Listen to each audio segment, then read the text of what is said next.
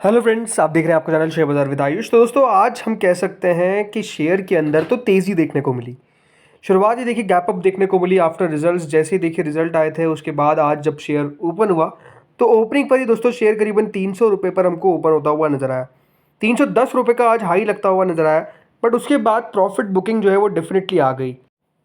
और जो profit booking थी वो करीबन 310 रुपये से शेयर को 286.88 तक लेकर आई।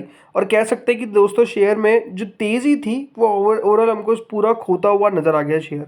और इसके अलावा हमने पिछले वीडियो में बात करी थी कि देखिए शेयर ऑलरेडी चल चुका है, कि कितनी और तेज़ी हो सकती है ये अपने आप में क्वेश्चनेबल है।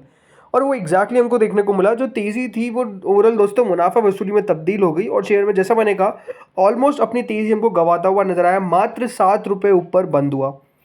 अब जब नंबर्स निकल कर आए तो आपने देखा नंबर्स तो काफ़ी पॉजिटिव थे। जिनको नहीं पता है, जिन्होंने नंबर्स नहीं देखे, आपको नंबर्स बता देता हूँ। तब आप देख सकते हैं कंपनी का जो दोस्तों सेल है वो करीबन 1143 करोड़ से बढ़कर 1510 करोड़ पर आ गया था। 32% का जंप। 1391 करोड़ से बढ़कर 1510 करोड़, यानी क्यू ऑन क्यू भी कंपनी के नंबर्स में जंप। कंपनी का प्रॉफिट जो 295 करोड़ का था वो 384 करोड़ पर हमको देखने को मिला। तो ऑलमोस्ट कंपनी का प्रॉफिट 30% तक बढ़ गया। वहीं दोस्तों जो कंपनी का प्रॉफिट पिछले क्वार्टर में था 337 करोड़ का, वो 384 करोड़ का हो गया। तो कंपनी ने हर पैरामीटर पर बढ़िया नंबर्स पेश करे।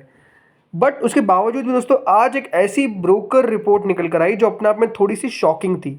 और जब मैं कहता हूँ शॉकिंग थी तो उसके पीछे का रीज़न क्या है, क्योंकि एक बहुत बड़ा डिक्लाइन उनको लगता है कि यहाँ पर देखने को मिल सकता है।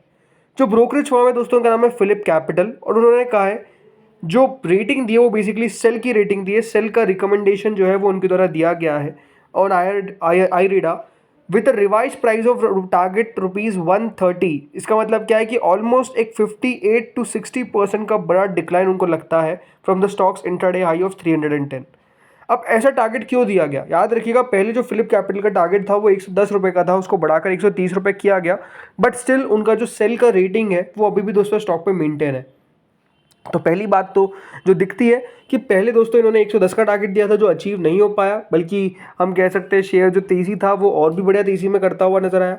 लेकिन अब जब शेयर दोस्तों हम कह सकते हैं बिल्कुल अपने ऑल टाइम हाइस पे चल रहा है करीबन 310 रुपये पे, तो अब एक और नया टारगेट लेकर आए हैं जो पिछले टारगेट से ज़रूर ऊपर है, मात्र 20 रुपये। बट अभी भी इनको गिरावट लगती है। अब बहुत सारे ऐसे फैक्टर्स हैं जो इस ब्रोकरेज ने बताए हैं कि उसके कारण गिरावट हो सकती है। सो अगर हम बात करते हैं पहले तो फैक्टर्स कौन कौन से हैं, तो देखिए फिलिप कैपिटल ने यहाँ पे मेंशन किया है that the recent rally in the IREDA stock was driven by passive flows rather than any major fundamental reason. तो पहली बात जो उनकी द्वारा कही गई है उसके पीछे का रीज़न, या फिर हम कह सकते हैं कि जो तेज़ी के पीछे का रीज़न है, उनको लगता है कि जिस तरीके से लगातार इनफ्लो देखने को मिल रहा है। इनफ्लो मतलब क्या है? पैसा जो हमको आता हुआ नजर आ रहा है, राइट। बहुत सारे देखिए इंडेक्स फंड में ही आपको शामिल होता हुआ दिख रहा है, राइट। तो जो पैसा हमको लगातार यहाँ पर आता हुआ नजर आ रहा है, ये एक बड़ा रीज़न मानते हैं कि स्टॉक में तेज़ी का, रैदर देन कि कोई फंडामेंटल स्टॉक के अंदर वैल्यू हो। सेकंड, उनको लगता है कि जो आईरेडा की एसेट क्वालिटी है वो ज़रूर इंप्रूव होती हुई नजर आई है ऑन सीक्वेंशियल बेसिस। जो कंपनी का ग्रॉस एनपीए है वो 2.19% पर हमको देखने को मिला है, जो पहले 2.36% था। वही जो कंपनी का नेट एनपीए है वो भी 0.95% से 0.99% पर आता हुआ नजर आ गया। कंपनी की जो नेट इंटरेस्ट इनकम है उसमें बढ़त देखने को मिली ऑलमोस्ट 37.6% की, 507 करोड़ पे। बट फिलिप कैपिटल ने कहा है उनके यहाँ पर, मतलब पूरी नोट के अंदर, कि IRID a strong loan growth and pipeline provides visibility on balance sheet growth. The company manages its yield well.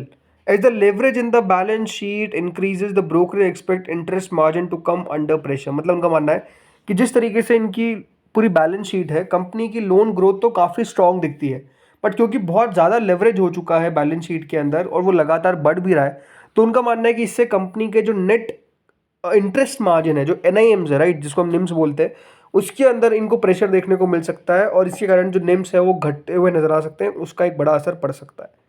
इसके अलावा दोस्तों यहाँ पर उन्होंने कहा कि जो आईरेडा की पूरी लोन ग्रोथ है वो ऑलमोस्ट 25% के CAGR से ग्रो कर रही है। और ये ग्रो करती हुई नज़र आ भी सकती है, इनकी एक्सपेक्टेशन यही है। बट उनका मानना है कि जो अर्निंग्स ग्रोथ है वो उतनी ज़्यादा लोन ग्रोथ को मैच नहीं कर पाएगी, क्योंकि मार्जिन रहेगा प्रेशर पे। इसलिए फिलिप कैपिटल ने सेलिंग की सलाह दी है। मतलब उनका मानना है कि जिस तरीके से लगातार कंपनी जो लोन बांट रही है वो तो ठीक है, बट इनका असर जो है वो कंपनी के मार्जिन पर दिखने को मिल सकता है। जो हाई एक्सपोजर है प्राइवेट सेक्टर में और जो higher proportion of the vulnerable portfolio है इनका, इससे जो कॉन्फिडेंस है और जो लो क्रेडिट कॉस्ट है मीडियम टर्म के अंदर, उस पर भी कंपनी का कॉन्फिडेंस नहीं प्रोवाइड कर पाती है। ये भी दोस्तों ब्रोकरेज ने अपने पूरे नोट में लिखा। उनका मानना है कि जो आईरेडा की अर्निंग ग्रोथ है वो 18% रहेगी FY25 में और 20% रहेगी FY26 के अंदर। लेकिन इसका मतलब ये है कि जो रिटर्न ऑन इक्विटी है वो 16% रह सकता है।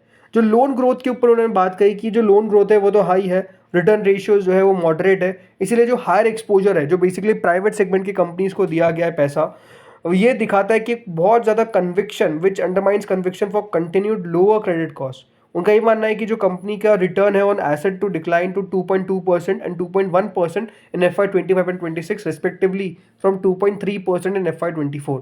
उनको यहाँ पर भी डिक्लाइन देखने को मिलता है, राइट। तो अपने आप में आप अगर एक बात समझेंगे तो नो डाउट दोस्तों यहाँ पर बहुत सारी चीज़ें उनकी तरफ बताई गई है। उनका मानना है कि यहाँ से स्टॉक के अंदर एक डिक्लाइन देखने को मिल सकता है।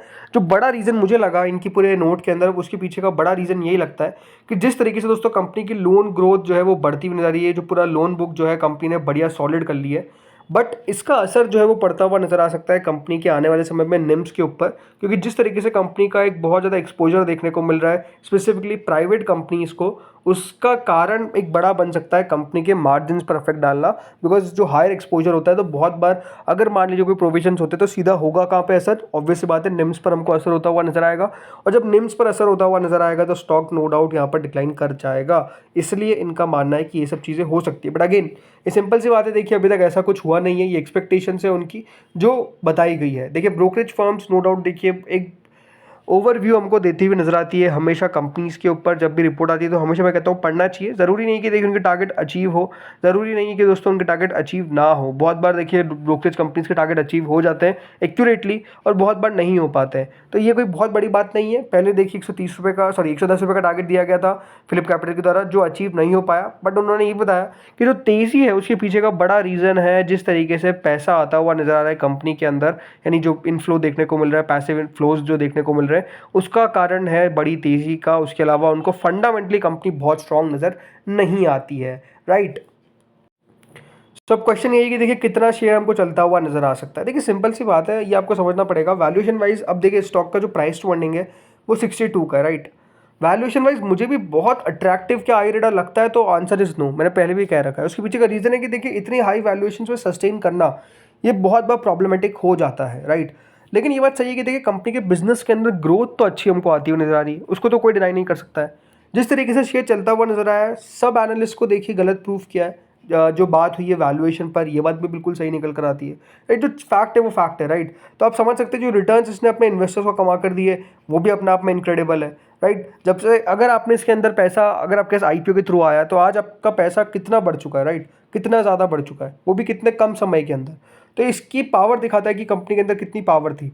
बट क्वेश्चन यही है कि देखिए लॉन्ग टर्म सस्टेनेबिलिटी में कंपनी कहाँ पर खड़ी हो पाएगी। आई थिंक नंबर्स जैसे मैंने कहा अगर इसी तरीके से कंपनी के आते रहे तो आई थिंक बाजार वैल्यूएशन देने में ज़्यादा हिचकिचाएगा नहीं। बट ये बात भी सही कि देखिए बाजार में अगर गिरावट होगी तो उसका असर भी यहाँ पर पड़ता हुआ नजर आएगा, बड़ा असर पड़ता हुआ नजर आ सकता है अगर यहाँ पर पूरे स्पेस में गिरावट देखने को मिलती है। ओवरऑल ये एक बड़ा रीज़न हो सकता है कि हाँ आगे चल के शेयर गिरे।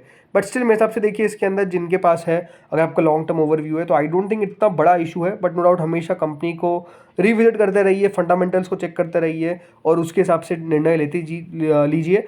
जिनके पास नहीं है मैं तो सिंपल सी बात कहूँगा, वेट एंड वॉच करिए। मार्केट में अगर कोई डिप आएगा तब जाकर थोड़ा सा अट्रैक्टिव बन सकता है, बट स्टिल अभी मुझे अट्रैक्टिव तो स्टॉक नहीं लगता है। अगेन ये मेरा पर्सनल ओपिनियन है, कोई रिकमेंडेशन बाय सेल के लिए नहीं है, होपफुली आपको पता है। इस वीडियो में दोस्तों इतना ही था। अगर आपको अच्छा लगा हो तो लाइक कर दीजिएगा, चैनल से पहली बार जुड़े हो सब्सक्राइब कर देना, एंड डेफिनेटली बाइंग सेलिंग से पहले अपने फाइनेंशियल एडवाइजर से कंसल्ट कृपया करके करें। Thank you friends for watching this video.